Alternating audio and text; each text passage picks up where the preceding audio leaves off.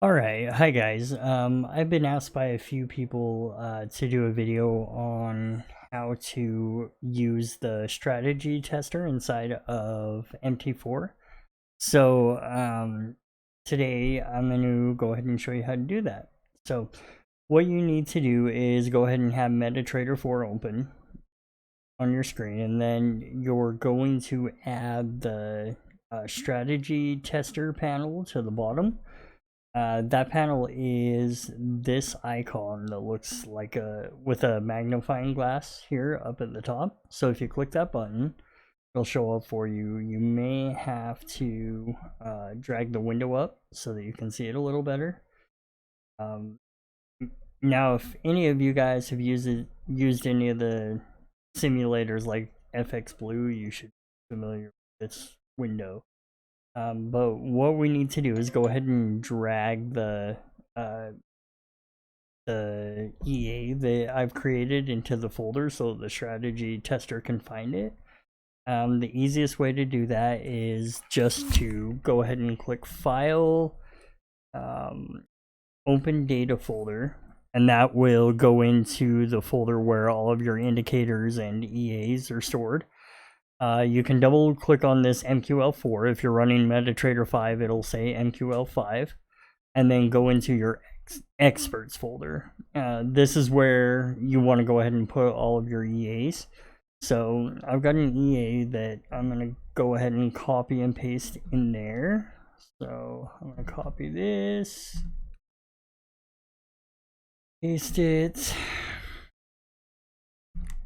And then once that's pasted there, we'll want to refresh our indicator list inside of MetaTrader. And that will allow our new expert advisor to show up. So the expert advisors are going to be down below the indicators. So when you normally open the navigator, you'll have your accounts here, and then your indicators here, and then here are your expert advisors. So we want to find the one that we dragged into the folder, which is this TDFI testing one, and EA that we put in there, which in this case it's going to be TDFI testing. So I'll double click on that, and then I want to choose the symbol that I want to test it against. Now it's important that you already have your data downloaded in the History Center before you go ahead and select your currency, which I've already done. So we'll go ahead and choose Aussie New Zealand, and we'll put it on the daily charts. Now this model, this will determine whether it goes by tick data, only open prices, so it will only determine your data based upon whatever your candle opens at, or control points. I'm not really sure what control points is, and I've never used it. In this case, to speed it up, we're going to go with open prices, but every tick is probably the one you're going to want to use because it's more accurate. However, it does take a lot longer. So for the cases of this video, we're going to go ahead and select open prices.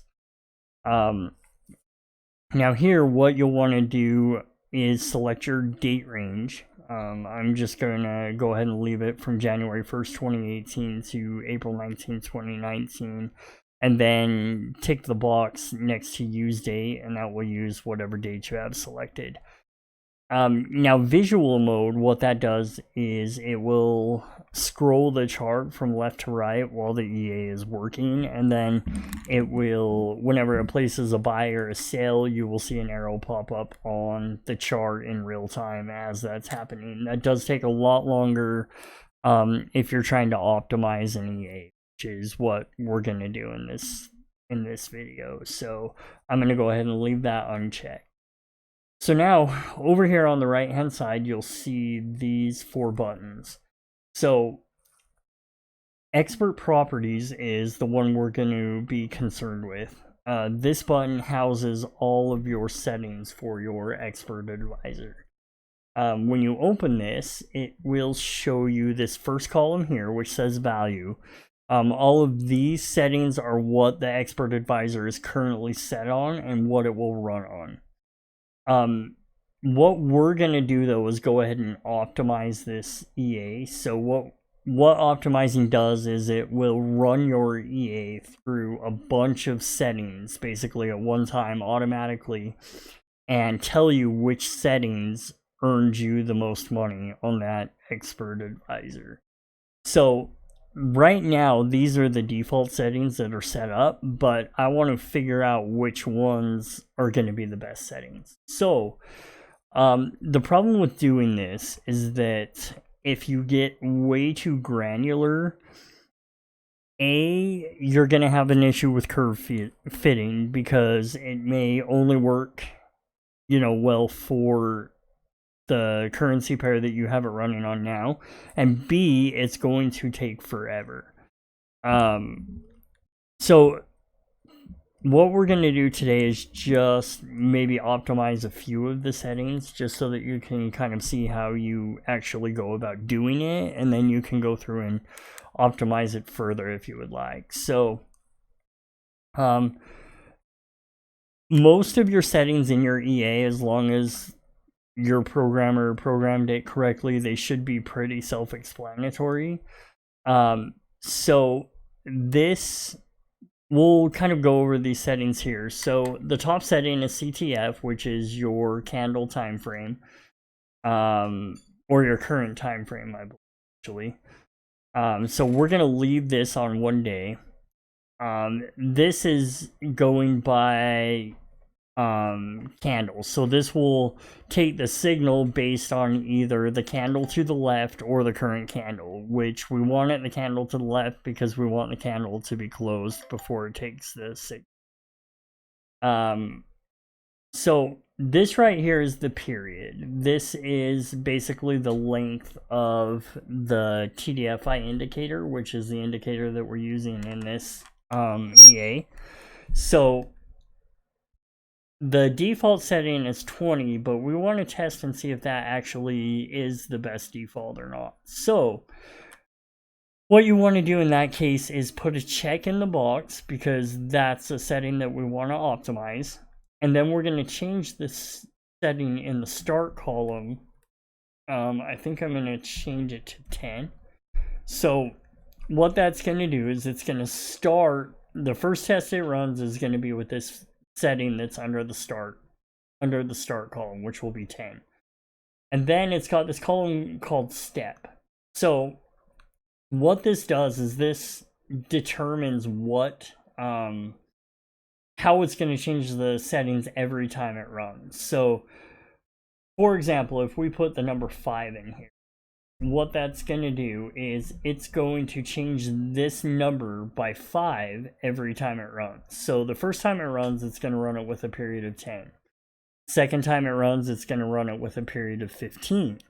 Third time, it'll run it with a period of 20, and so on until you get to the number that's over here in this third column, which is the stop number. This is the number that you put for as high as you want it to go. So for this one, let's do 30. So what's going to happen is it's going to run starting at 10. It's going to run in intervals of 5 until it reaches 30 when it's running its back test. So this trigger up setting, what that is, let me actually pull this indicator onto the chart here. Goes out of this, we'll go back in. I'll put this indicator on the chart so you can see here.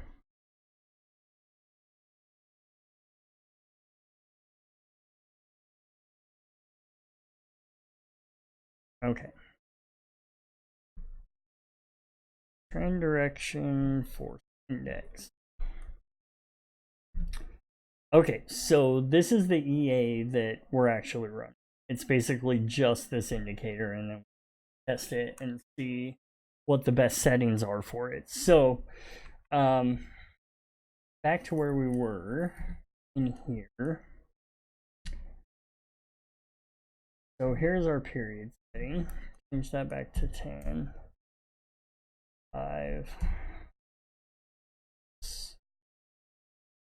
Okay, so this C trigger up line, what that is if you look at this indicator closely here, you'll see that it's got a dotted line that it's got basically two dotted lines that separate the upper section from the bottom. So when this indicator goes below this bottom dotted line, it turns into this yellowish orange shade. When it goes above this dotted line on the top side, it turns blue. So this trigger up is this top line here. So what it's saying is that currently that's set at 0.05, which is the height of that line. So what this setting does is it will move this line higher or lower based upon what this value is. So we're actually going to start this line here at 0.01, and then we're going to stop it at 0.01,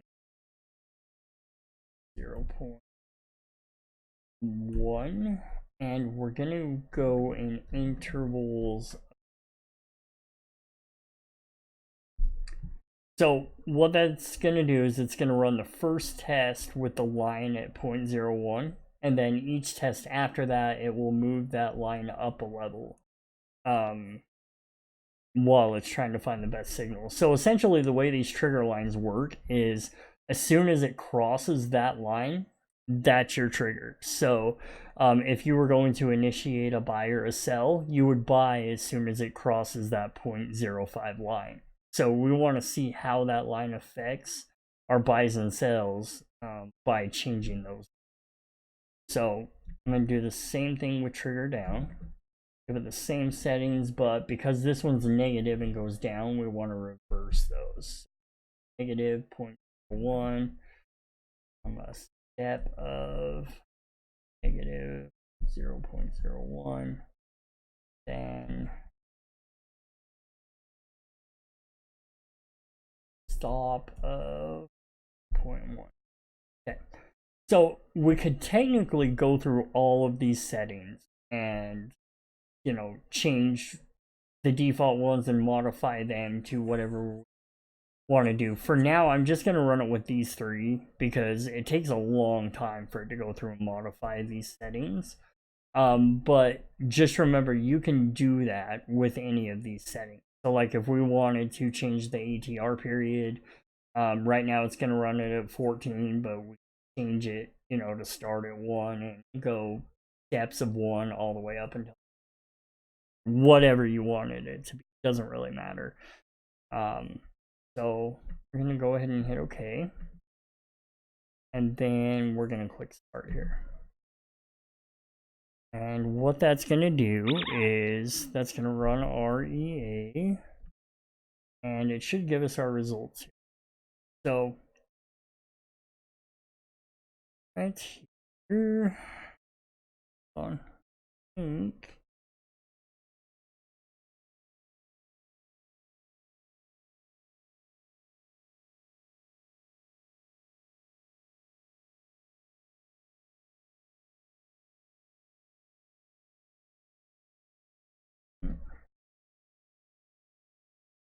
Oh, I know what happened here. So before you run this, you actually have to click this optimization box for it to run through the optimizations. If you just run it without that box checked, all it's going to do is run it through whatever your current settings are set to. So we want to optimize. We'll go ahead and hit optimization, and this should take a little bit longer than last time. If you look here, this tells you how many different possibilities there are when it's running that EA. So in this case, it looks like there's 1,280 different possibilities for settings. So once that runs, you can look here and it will show you your optimization result. So this is the results that it pulled out of each set of settings that it ran. If you look over here, it'll tell you what settings it had set that particular, group to when it ran. So in theory, the best way to go about this is to sort it by profit, because we want to use the settings that yielded the highest profit. If you select this, we can see that it looks like it was a trigger up of 0.02, trigger down of 0.05, and then all of these settings here. So if you want to go ahead and import these settings into your EA, you can right click and choose set input parameters, and that will set your EA to whatever parameters you came up with. So basically that's all you have to do, and then you would just of course modify for all these other settings if you want, and that should essentially find the best settings. So I'm going to go ahead and upload this to my YouTube. I'll also post it in both of my Discords. If you want a link to my Discord channels, I will put them in the description below my video, but hopefully that helped.